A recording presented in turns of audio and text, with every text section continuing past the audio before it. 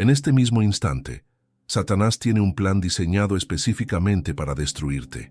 Él conoce tu punto débil, sabe exactamente dónde atacar y está esperando el momento perfecto. Pero hoy vamos a exponer todas sus estrategias.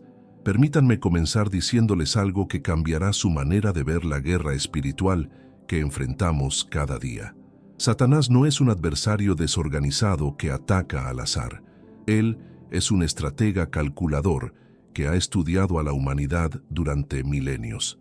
Conoce nuestras debilidades mejor que nosotros mismos y diseña planes personalizados para cada uno de nosotros. Esta verdad debería sobrecogernos, pero también empoderarnos, porque si comprendemos sus tácticas, podemos prepararnos para resistirlas. El gran predicador Charles Spurgeon solía decir que Satanás es como un león rugiente que busca a quien devorar, pero que también es un mentiroso astuto que se disfraza de ángel de luz. Esta dualidad en su naturaleza lo hace particularmente peligroso. A veces ataca con fuerza bruta, otras veces con sutileza engañosa, y es en esta segunda forma donde logra sus mayores victorias, porque muchos creyentes están preparados para la batalla frontal, pero no para el engaño silencioso. La palabra de Dios nos advierte claramente en 1 de Pedro capítulo 5, versículo 8. Sean sobrios y manténganse alerta. Su enemigo el diablo ronda como león rugiente, buscando a quien devorar. Este versículo no es una sugerencia, es una orden divina. Debemos estar alerta, porque el enemigo está activo, está buscando, está planeando, y cuando la Escritura dice que busca a quien devorar, significa que está evaluando, estudiando, esperando el momento de debilidad. Pero antes de hablar de sus planes específicos, necesitamos entender algo fundamental sobre nuestro adversario. Satanás no es omnipresente como Dios. Él no puede estar en todos los lugares al mismo tiempo. Sin embargo, tiene una red de demonios que trabajan bajo su mando, y juntos forman un sistema organizado de maldad. Esto significa que los ataques que experimentamos son coordinados, pensados y ejecutados con precisión militar. Charles Spurgeon predicaba que el diablo es más astuto que sabio, más malicioso que poderoso, y que su mayor arma no es su fuerza, sino nuestra ignorancia. Cuando desconocemos sus métodos, caemos fácilmente en sus trampas. Pero cuando comprendemos cómo opera, podemos cerrarle todas las puertas y mantenerlo fuera de nuestras vidas. Esta es la razón por la cual el apóstol Pablo escribió en 2 de Corintios capítulo 2, versículo 11, para que Satanás no se aproveche de nosotros, pues no ignoramos sus artimañas. Ahora bien, ¿cuáles son estas artimañas? ¿Cuáles son los planos específicos que el enemigo usa para vencernos?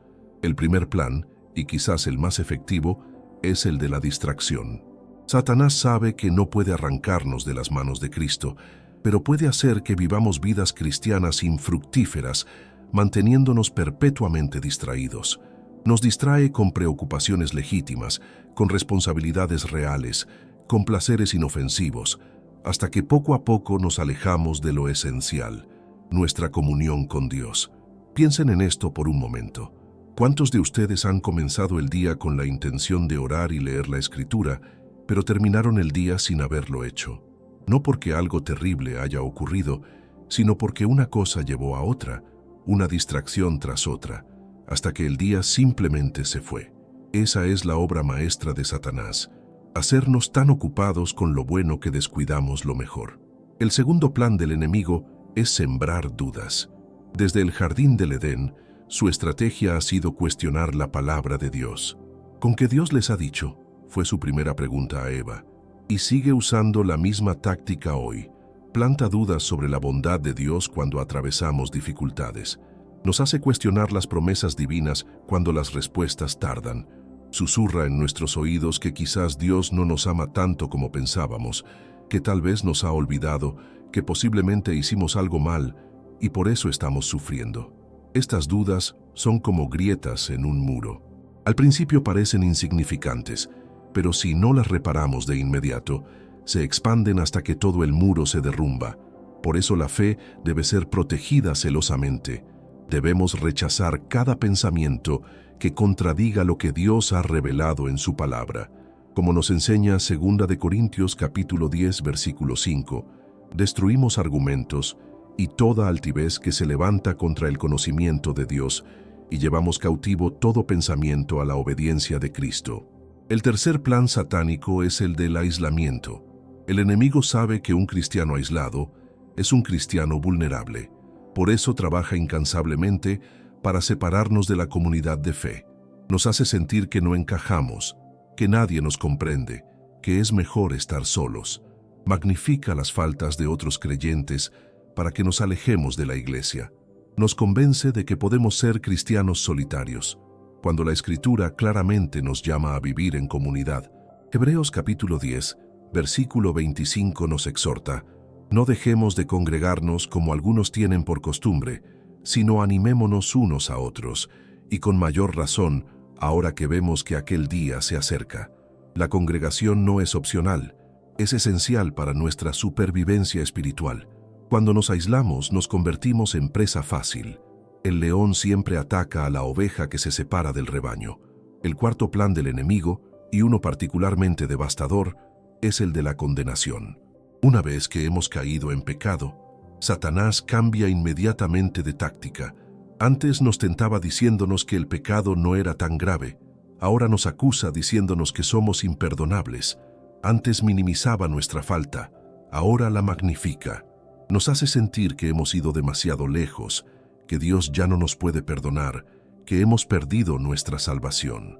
Pero escuchen esta verdad liberadora. Apocalipsis capítulo 12, versículo 10. Llama a Satanás el acusador de nuestros hermanos, el que los acusa día y noche delante de nuestro Dios. Él es el acusador, pero Cristo es nuestro abogado.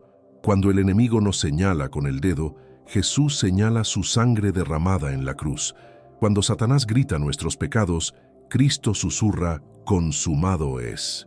No hay condenación para los que están en Cristo Jesús, como nos asegura Romanos capítulo 8, versículo 1. Amados, si en este momento sienten que han ido demasiado lejos, que su pecado es imperdonable, que Dios ya no los puede usar, reconozcan que esa voz no viene del Padre Celestial.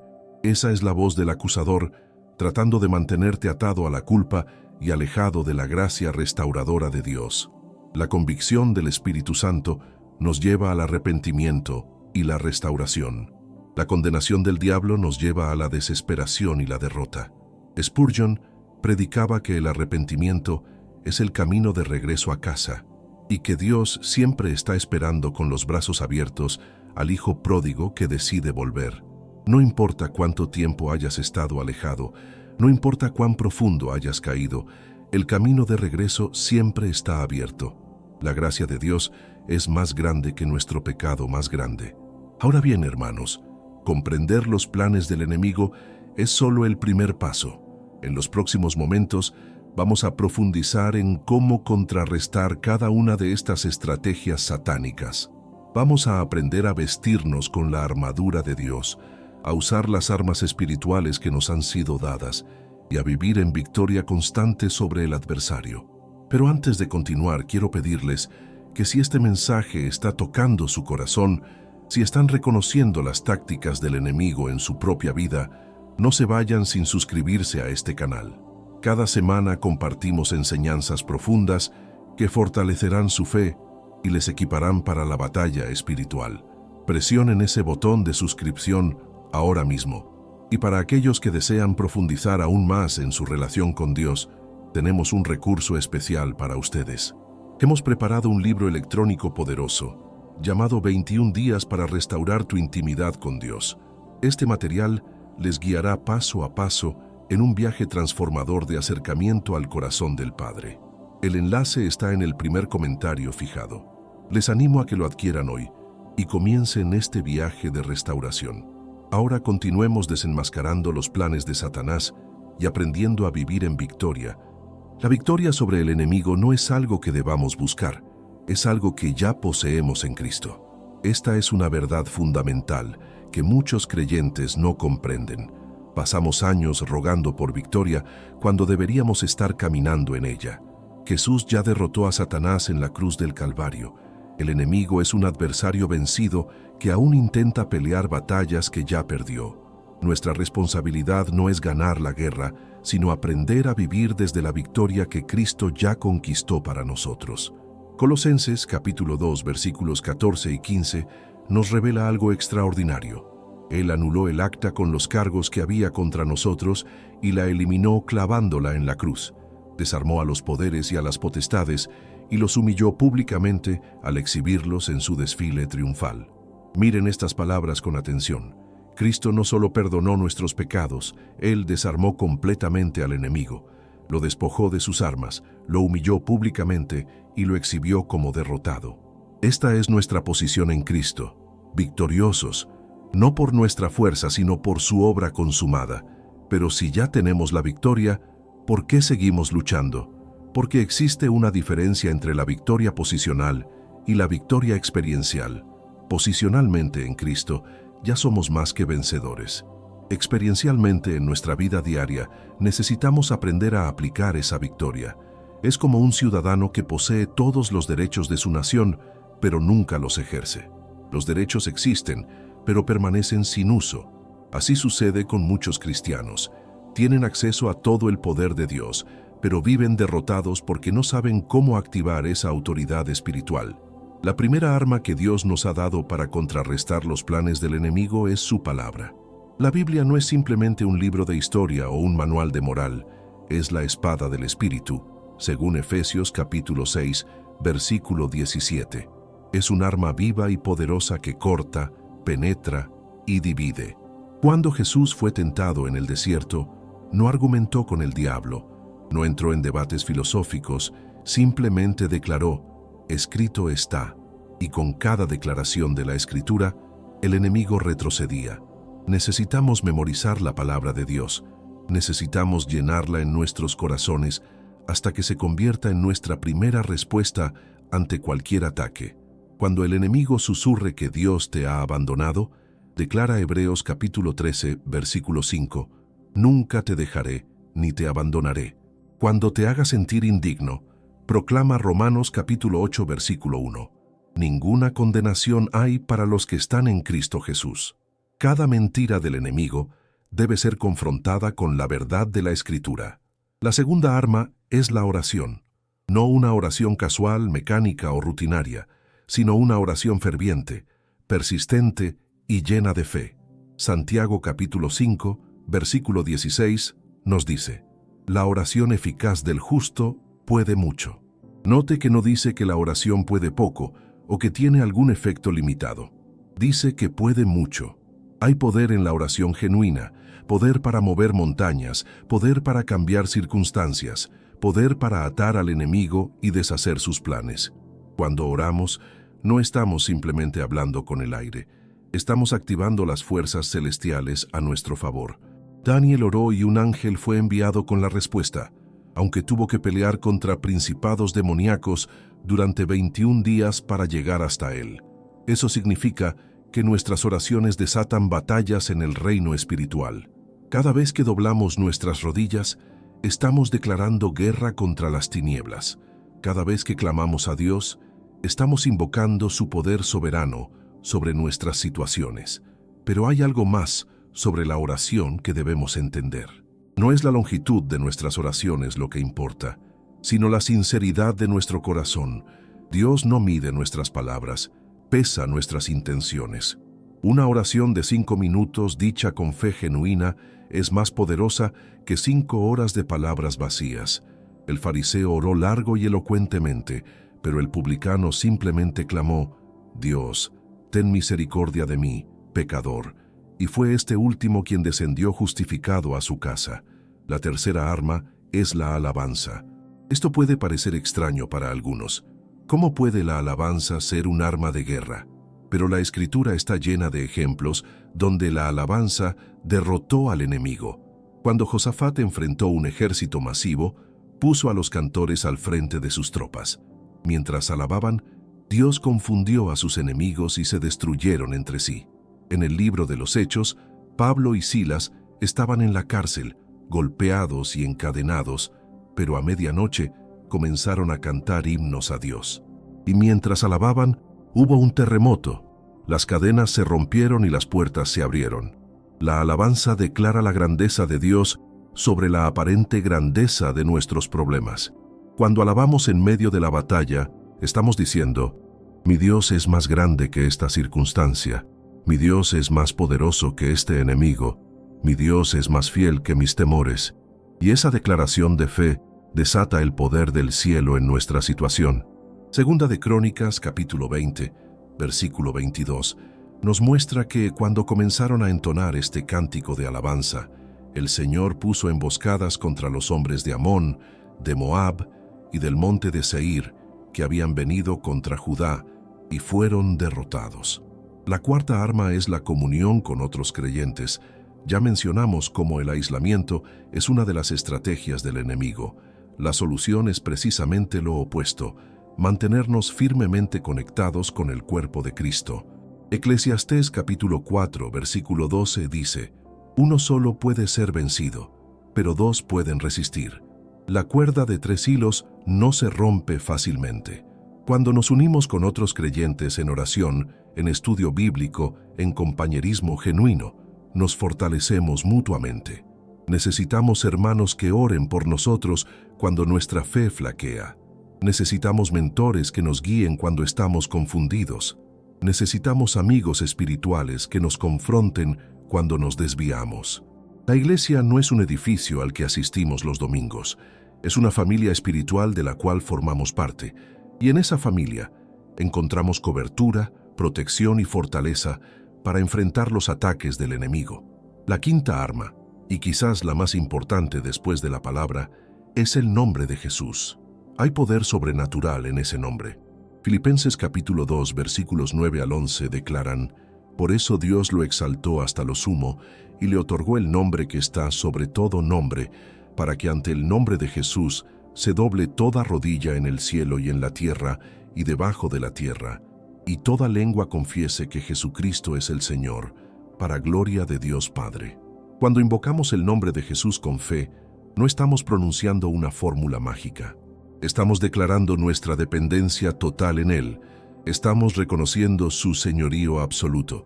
Estamos invocando su autoridad sobre toda potestad demoníaca. Los demonios tiemblan ante ese nombre. Las tinieblas huyen ante su luz. La enfermedad se somete a su poder sanador.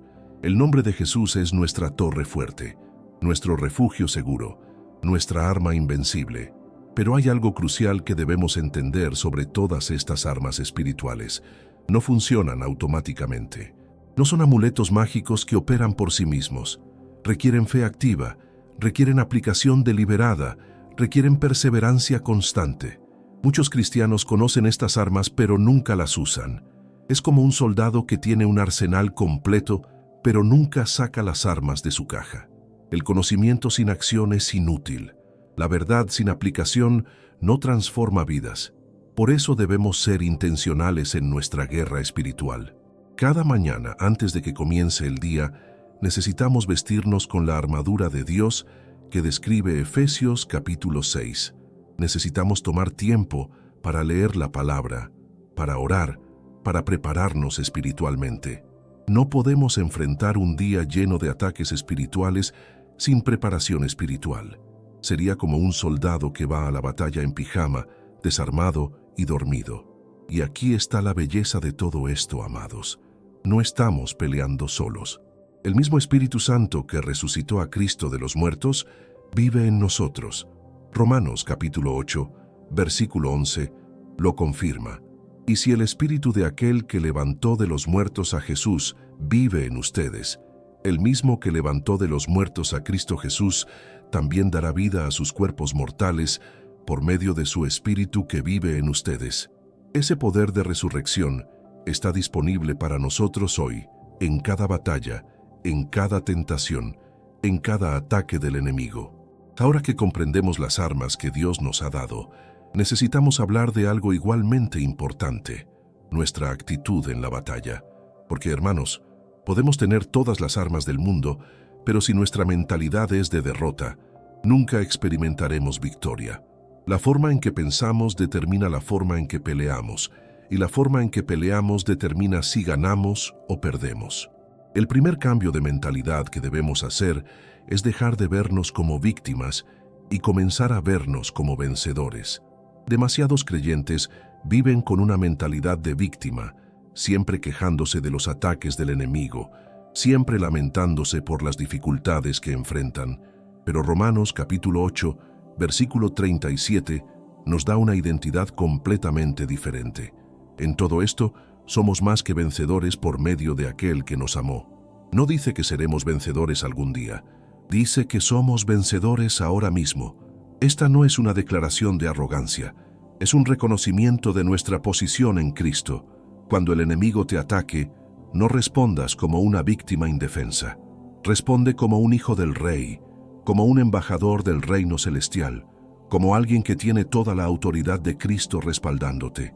El enemigo te quiere ver arrastrándote en derrota, pero Dios te ha llamado a caminar en victoria y dignidad espiritual. El segundo cambio de mentalidad es entender que cada ataque del enemigo es realmente una oportunidad para ver el poder de Dios manifestado. Santiago capítulo 1, versículos 2 y 3 nos enseñan: consideren como de sumo gozo cuando se hallen en diversas pruebas, sabiendo que la prueba de su fe produce paciencia. Esto parece contradictorio. ¿Cómo podemos tener gozo en medio de las pruebas? Porque sabemos que cada prueba es una oportunidad para que nuestra fe crezca, para que el carácter de Cristo se forme en nosotros, para que experimentemos la fidelidad de Dios de maneras nuevas. Piensen en David enfrentando a Goliat. Todo el ejército de Israel veía al gigante como un problema insuperable, pero David vio algo diferente. Él vio una oportunidad para que el nombre de Dios fuera glorificado. Mientras otros retrocedían con miedo, David avanzaba con fe. Y cuando el gigante cayó, no fue solo David quien fue exaltado, fue el Dios de Israel quien recibió la gloria. Así es como debemos ver nuestras batallas, como oportunidades para que Dios demuestre su poder. El tercer cambio de mentalidad es reconocer que la batalla no es nuestra, es del Señor. Segunda de Crónicas, capítulo 20, versículo 15 declara: no teman ni se desanimen por causa de esta gran multitud, porque la batalla no es de ustedes, sino de Dios. Esto nos libera de una carga tremenda.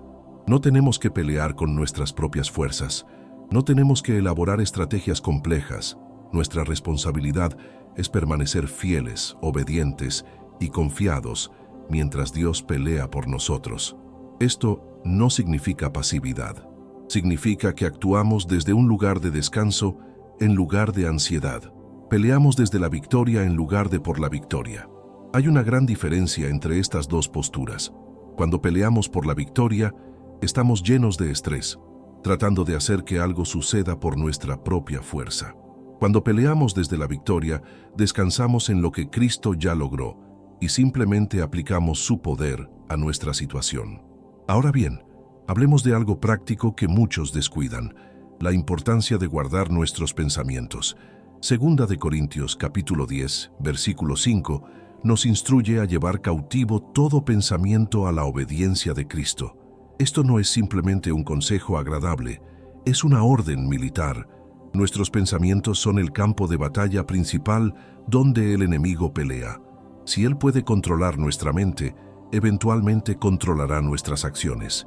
Cada día somos bombardeados con miles de pensamientos. Algunos vienen de nuestra propia carne, otros del enemigo y otros del Espíritu Santo.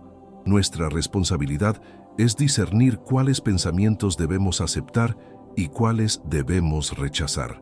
Cuando un pensamiento de duda entra en tu mente, no tienes que aceptarlo. Cuando una imagen impura trata de establecerse, no tienes que entretenerla. Cuando una sugerencia de desesperanza susurra en tu oído, no tienes que creerla. Aquí está la clave. No puedes evitar que los pájaros vuelen sobre tu cabeza, pero puedes evitar que hagan nido en tu cabello. No puedes evitar que los pensamientos negativos aparezcan, pero puedes evitar que se establezcan y multipliquen. En el momento que reconoces un pensamiento que no viene de Dios, recházalo inmediatamente. No argumentes con él, no lo analices, simplemente reemplázalo con la verdad de la palabra de Dios. Otra estrategia crucial que debemos implementar es mantener nuestra vida libre de pecado deliberado.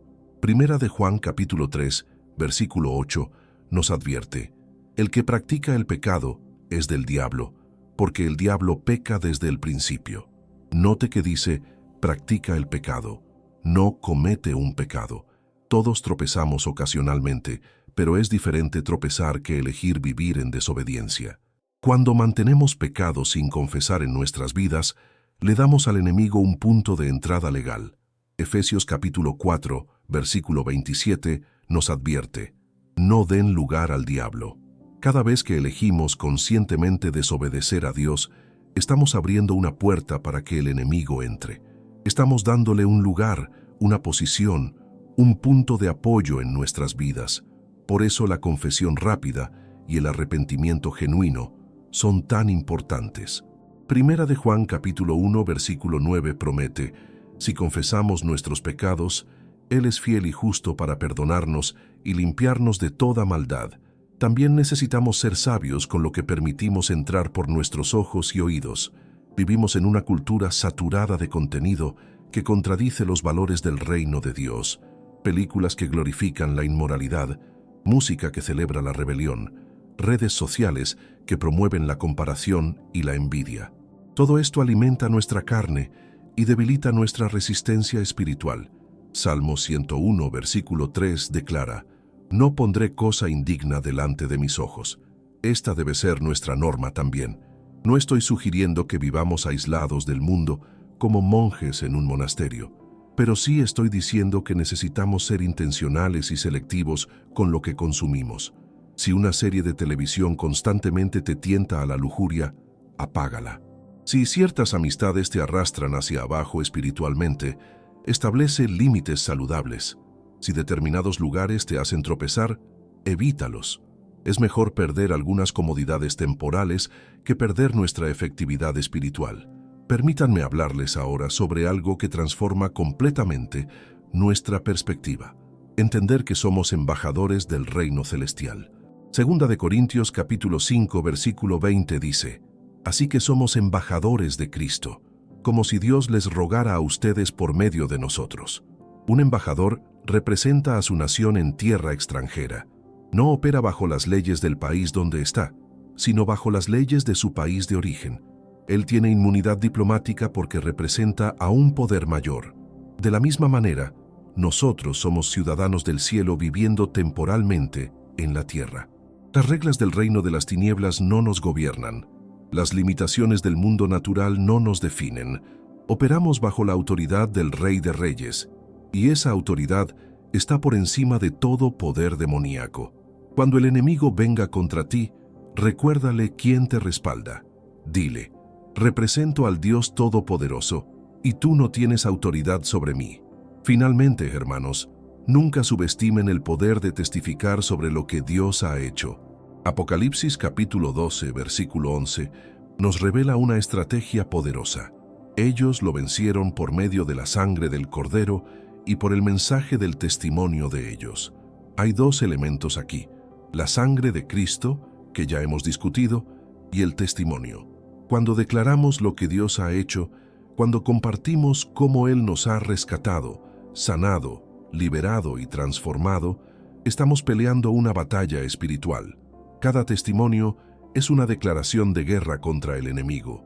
Cada historia de victoria proclama que Satanás es un mentiroso y un derrotado. Cuando compartes cómo Dios te sacó de la adicción, estás dando esperanza a otros que luchan con lo mismo. Cuando cuentas cómo Dios restauró tu matrimonio, estás inspirando fe en otros que están al borde del divorcio. Tu testimonio no es solo tu historia, es un arma poderosa en las manos de Dios para liberar a otros. Amados hermanos, hemos recorrido juntos este camino de revelación y fortalecimiento espiritual. Conocer los planes del enemigo nos capacita para vivir en victoria constante. Recuerden que no están solos en esta batalla. Cristo ya ganó la guerra y ustedes pelean desde esa victoria, no por ella. Quiero agradecerles de corazón por haber permanecido hasta el final de este mensaje. Si esta enseñanza ha fortalecido su fe, les pido que se suscriban a este canal, presionen el botón de me gusta y dejen un comentario compartiendo cómo Dios les ha hablado hoy. Su testimonio puede ser de bendición para otros. Y no olviden adquirir nuestro libro electrónico 21 días para restaurar tu intimidad con Dios. El enlace está en el primer comentario fijado. Será una herramienta poderosa en su caminar espiritual. Continúen viendo los próximos videos que aparecerán en su pantalla. Que el Señor les bendiga grandemente y les guarde en su perfecta paz.